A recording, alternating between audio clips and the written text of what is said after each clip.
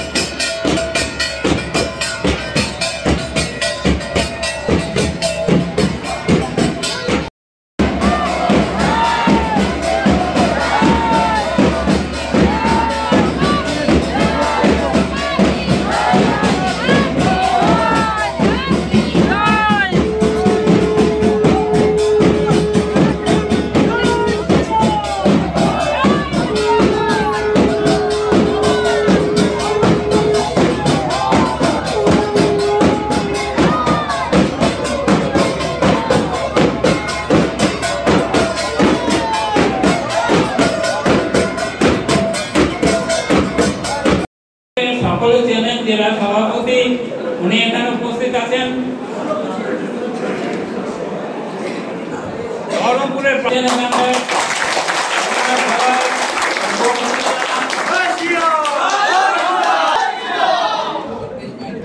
নির্মল কুমার সাহা মহাশয়কে গ্রহণ করছেন। আমাদের মাতৃশক্তির মধ্যে থেকে মিতালি মন্ডল মহাশয়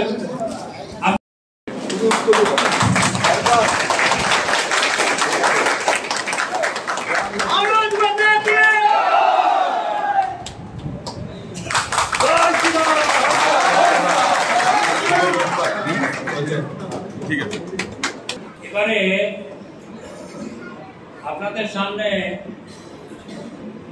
আমাদের মাননীয় প্রার্থী ডাক্তার নির্মল কুমার সাহা মহাশয় ওনার অন্তরের যে ইচ্ছা, অন্তরের অন্তঃস্থল থেকে কিছু কথা উনি আমাদের সামনে শোনানোর জন্য উপস্থিত হয়েছেন। আপনারা দয়া করে ধৈর্য ধরে একটু ওনার বক্তব্য শুনুন।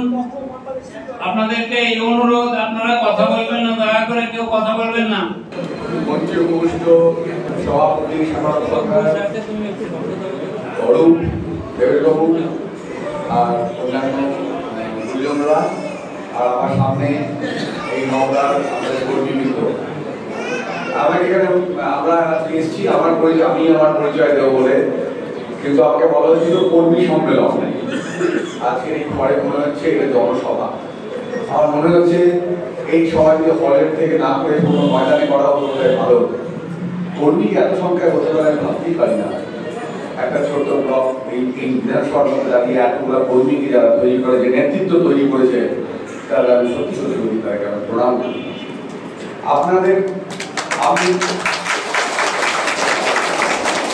আমি মুর্শিদাবাদ জেলার সন্তান, বহরমপুরে আমার বাড়ি, আমার জন্মস্থান বহরমপুর। আমি দীর্ঘদিন বহরমপুরে স্কুলে পড়াশোনা করেছি, পরে পড়াশোনা করার জন্য বাইরে গেছি, আবার ফিরে এসে চাকরি করেছি, আবার চলে গেছি, আবার এসেছি। কিন্তু বহরমপুরের সঙ্গে মুর্শিদাবাদের মানুষের সঙ্গে আমার নিবিড় সম্পর্ক, আমার আত্মার যোগ, আমার নারীর যোগ। আমি এতদিন চাকরি করেছি, সবসময় ভেবেছি যে না, সরকারি চাকরি করতে হবে, অনেক সাধারণ মানুষের কাছে পৌঁছানো যায়, আমার ডাক্তারির মধ্যে দিয়ে অনেক মানুষকে, সাধারণ মানুষকে চিকিৎসা করা যায়। এই প্রলোভন থেকে আমি চাকরিটা করেছি।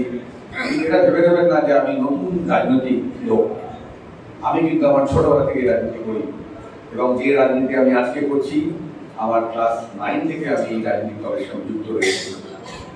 আমি যখন ছোটবেলায় 9-10-এ পড়তাম, তখন জরুরি অবস্থা ছিল। সেই জরুরি অবস্থার সময় জয়প্রকাশ নারায়ণের যে নেতৃত্বে যে আন্দোলন হয়েছিল, জনসংঘর্ষ সমিতির আন্দোলন, সেই আন্দোলনে আমি সক্রিয়ভাবে যুক্ত ছিলাম ক্লাস 9-10-এ। কিন্তু চাকরি করার পরে আমি চলে যাই, ফিরে আসি, একটু দূরত্ব বাড়ি, কারণ পেশার দিক থেকে রাজনীতি করাটা সম্ভব নয়, ঠিক নয়। তারপর যখন রিটায়ার করেছি, আমার মনে হয়েছে না, এবার সমাজটা বড় খারাপ হয়ে গেছে, সমাজের অসুখ করেছে, এই সমাজের অসুখটাকে আমার সারাতে হবে। তাই মানুষের দেহের রোগ, মনের রোগ অনেক চিকিৎসা করেছি, কেঁদেছি, ঠিক করেছি, বাড়ি পাঠিয়েছি, কারো হয়তো ঠিক হয়নি, ভালো হয়নি, কিন্তু স্টিল না, যেটা করেছি সেটা আমার মন থেকে করেছি, হৃদয় দিয়ে করেছি চিকিৎসা বিদ্যা।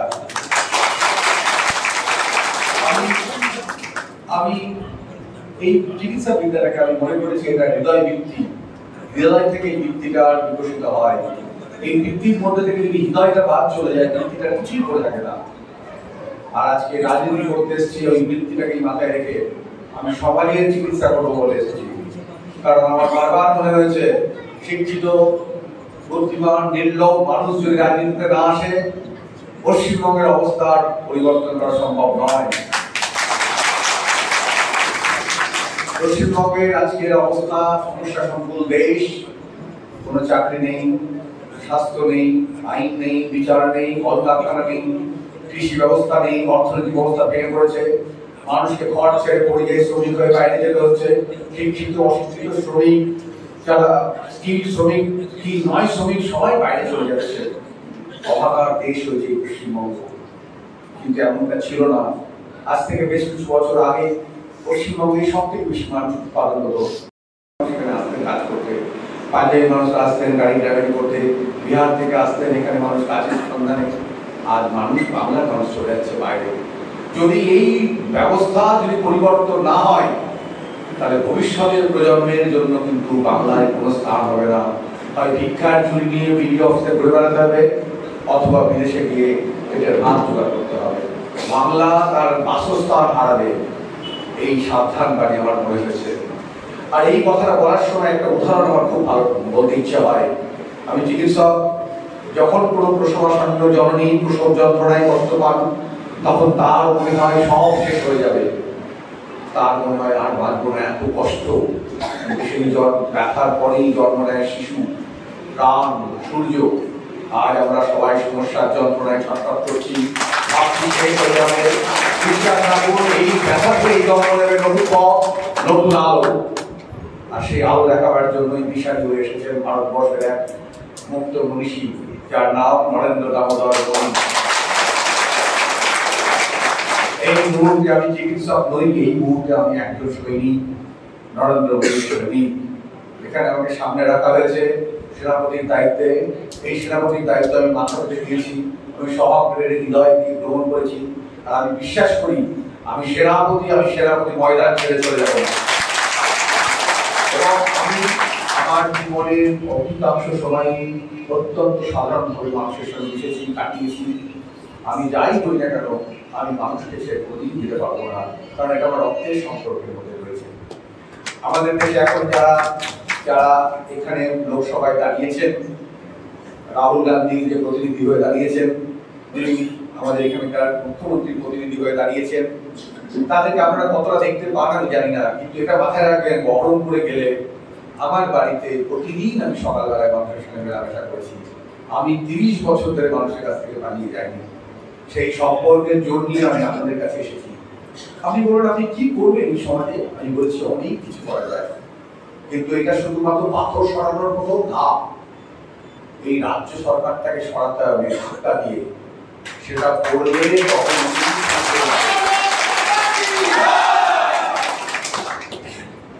কারণ আপনারা এটা ভেবে নেবেন না যে বলছিলেন আমাদের দেওয়াল লেখন কম হয়েছে, দেওয়াল লেখন লিখতে হবে। নিশ্চিত দেওয়াল লেখন ফেক সবকিছু হয়েছে, দরকার আছে, কিন্তু আপনি নিশ্চিত জানুন লড়াই হবে উপরে মোদীর সঙ্গে রাহুল গান্ধী আর মমতা।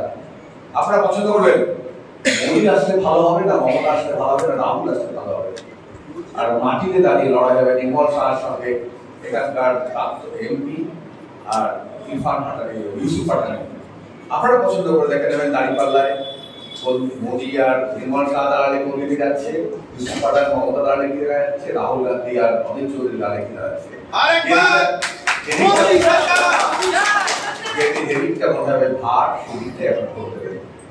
আমি নিশ্চিত করে বলছি মোদী সরকার যতগুলো প্রকল্প করেছে তার সংখ্যা আমি ঘুরে রেখেছি 98টা প্রকল্প। এই প্রকল্পের মধ্যে দিয়ে মোদী সরকার প্রত্যেক মানুষের কাছে পৌঁছানোর চেষ্টা করেছে, এবং সেই প্রকল্পের মধ্যে সব থেকে প্রথম আমার কাছে প্রকল্প সব থেকে সুন্দর প্রকল্প সেটা হচ্ছে আমাদের নারীদের জন্য শৌচাগারের প্রকল্প। কেউ ভাবিনি যে নারীরা অন্ধকার না হলে বাথরুমে যেতে পারে না, শৌচকরণ করতে পারে না। নরেন্দ্র মোদী প্রথম একজন মানুষ, একজন রাষ্ট্র নেতা যে ভেবেছেন মানুষের মহিলাদের এই লজ্জা থেকে নিবারণ করতে হবে, প্রত্যেক পরিবারকে আমি শৌচালয় তৈরি করে দেবো বাড়ি করতে। তারপর উনি চিন্তা করেছেন, আমরা জানি অন্ন, বস্ত্র, বাসস্থান, শিক্ষা, স্বাস্থ্য এরাই মানুষের মূল চাহিদা। উনি প্রত্যেকের কাছে রেশন পার্টি দিয়েছেন করোনা, উনি প্রত্যেকের বাড়িতে ছাদ করে দিয়েছেন পাকা, উনি প্রত্যেকের বাড়িতে উজালা করে দিয়েছেন, শৌচালয় করে দিয়েছেন, স্কুলে স্কুলে খাদ্যের ব্যবস্থা করেছেন, অনেক সরকারি অনেক স্বাস্থ্য ব্যবস্থা করে দিয়েছেন। বিয়ের কেনাকাটা মানে জিএস গার্মেন্টস, আমতলা মিলনতিথি হোটেলের মেন গেটে, নওদা, মুর্শিদাবাদ। এখানে সকল প্রকার রেডিমেড পোশাক, শুটিং, শাটিং এবং বাচ্চাদের যাবতীয় পোশাক পাওয়া যায়। রমজান মাসের স্পেশাল অফার ৯,৯৯৯ টাকার কেনাকাটায় পাবেন একটি ট্রলি ব্যাগ সম্পূর্ণ বিনামূল্যে। প্রোপাইটার সাইফুল দফাদার ও পিন্টু খান। মোবাইল নাম্বার 8001811483 অথবা 9845907598। সাবস্ক্রাইব করুন AB24 নিউজ চ্যানেলটিকে, অবশ্যই বেল আইকনটিকে প্রেস করুন। সবার আগে তাজা খবরের আপডেট পেতে লাইক করুন, শেয়ার করুন এবং দেখতে থাকুন AB24 নিউজ।